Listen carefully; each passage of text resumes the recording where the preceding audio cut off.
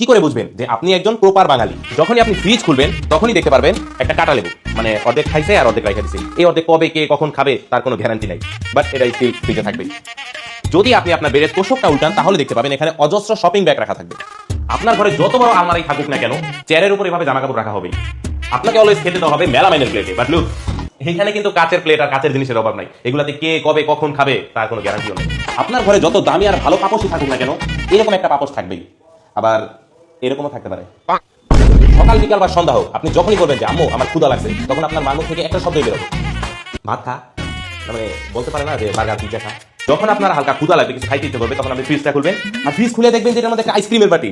But যখন আইসক্রিমের বাটিটা খুলবেন তখন দেখবেন এটার মধ্যে আদা বাটা, রসুন বাটা, এমনকি মাছও থাকতে পারে।